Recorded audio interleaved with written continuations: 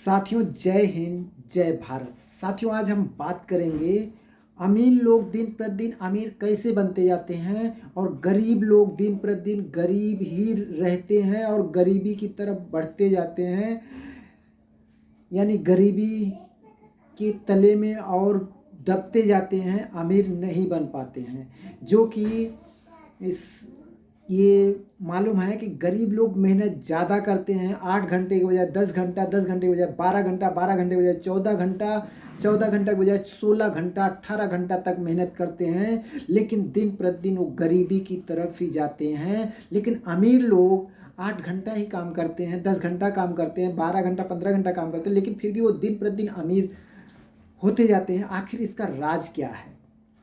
साथियों, जो अमीर लोग होते हैं वो एक काम करते हुए कुछ पैसे सेविंग करते हैं।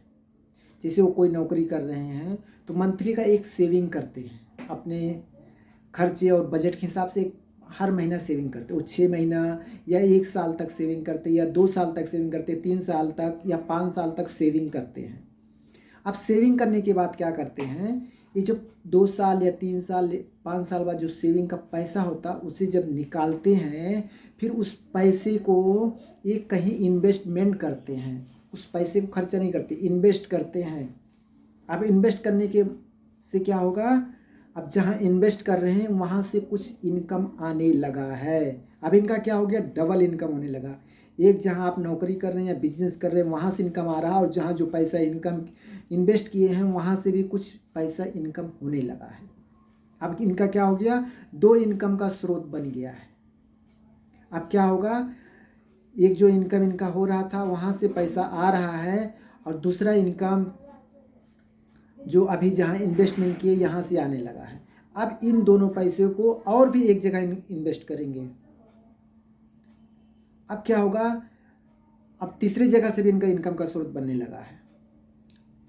क्या होता है, इस तरह ये लोग दिन प्रतिदिन अमीर बनते जाते हैं। अब अमीर लोग भी गाड़ी यूज करते हैं, सब कुछ यूज करते हैं। अब क्या किए, जो पैसा इन्होंने सेविंग किया था उसी पैसे को इन्वेस्ट करके वहाँ से इनकम करने लगे हैं। अब उस इनकम से और एक बिजनेस क्रिएट कर लिए। अब जहाँ इनका 2 इनकम से आने लगा है, अब क्या करेंगे, एक इनकम से ये क्या करेंगे, कार ले लेंगे। अब कार ले लेंगे तो इनका जो सेकेंड वाला 3rd नंबर जो बिजनेस था, अब उसी बिजनेस के इनकम से उस कार को मेंटेन करेंगे, कार के खर्चे को मेंटेन करेंगे, कार खरीदेंगे, कार की ईएमआई देंगे, कार का धुलाई, इंश्योरेंस, टैक्स, ड्राइवर खर्चा, टैक्स, सब कुछ उस जो 3rd नंबर बिजनेस है उसी बिजनेस के इनकम के पैसे से उस कार को मेंटेन करते हैं। और कुछ पैसा फिर ये लोग कमाते रहते हैं, फिर उसको कहीं ना कहीं इन्वेस्ट करते रहते हैं। ये अपने बिजनेस को बढ़ाते रहते हैं, इन्वेस्ट करते रहते हैं, उनका ग्रोथ बढ़ता रहता है। इसलिए अमीर को देखिएगा दिन प्रतिदिन अमीरी की तरफ बढ़ता जाता है। अब गरीब क्या करते हैं, गरीब क्या करते हैं, एक ही इनकम पर निर्भर करते हैं, नौकरी करते हैं या बिजनेस करते हैं। अब उसी नौकरी से या उसी बिजनेस से पूरा परिवार का घर संसार सब कुछ चलता है। मान लीजिए एक नौकरी कर रहे हैं, कुछ पैसे मंथली का इन्वेस्टमेंट करते हैं, माने सेविंग करते हैं, 6 महीने तक सेविंग किए, 1 साल तक सेविंग किया, 2 साल तक सेविंग किए। जब कुछ पैसा जमा हो गया वो क्या करेंगे, जाकर बाइक खरीद लेंगे।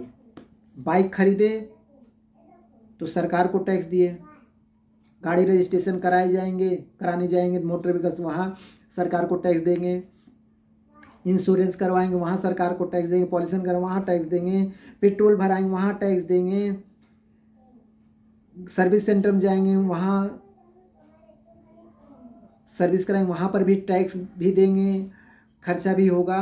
अब क्या हुआ, इन्होंने जो सेविंग के पैसे से इकट्ठा करके बाइक खरीदा, अब क्या करेंगे ये गरीब लोग, अब उस बाइक के पीछे खर्चा करने लगे। अब इनका सेविंग बंद हो गया, अब ये सेविंग नहीं कर पाएंगे, क्योंकि इनका जो सेविंग का रास्ता था अब ये इन्होंने बाइक में खर्चा करने लगे, पेट्रोल डालने लगे, उसका मेंटेनेंस खर्चा, ये खर्चा वो खर्चा, सभी उसके पीछे खर्चा करने लगे। अब इसलिए क्या होगा, अब इनकी पॉकेट और क्राइसिस होने लगेगी। अब इन्होंने क्या किया, इन्वेस्ट नहीं किया, इन्होंने खर्चे को बढ़ा लिया। लेकिन अमीर लोग क्या करते हैं, उसी पैसे को इन्वेस्टमेंट करके वहाँ से इनकम करते हैं, उस इनकम के पैसे से कार या बाइक खरीदते हैं। लेकिन गरीब लोग इन्वेस्ट नहीं करते, उस पैसे को ऐश और आराम के लिए खर्चा करते हैं।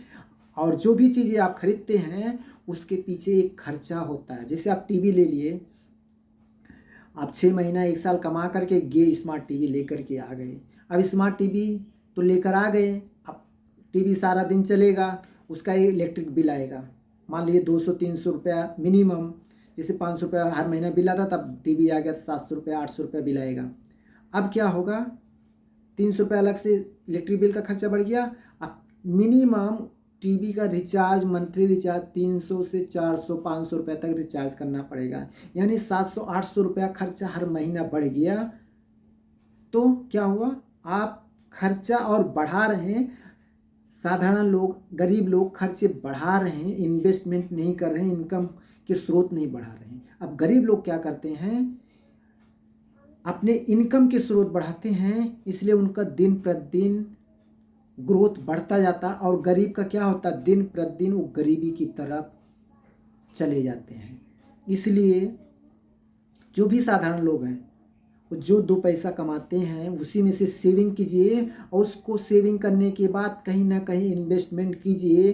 पहले इन्वेस्ट कीजिए, वहाँ के जो पैसे आएंगे उस पैसे से ही आप कुछ नया चीज़ खरीदिए। टीवी भी सबको ज़रूरत होता है, गाड़ी भी सबको ज़रूरत होता है, सब चीज़ ज़रूरत पड़ती है। लेकिन सबसे पहले उस जो ज़रूरत है उसका मेंटेनेंस कहाँ से करेंगे, कुछ नया इन्वेस्टमेंट कीजिए जहाँ से खर्चा आए उसको माने मेंटेनेंस करने के लिए, उस खर्चे को मेंटेन करने के लिए।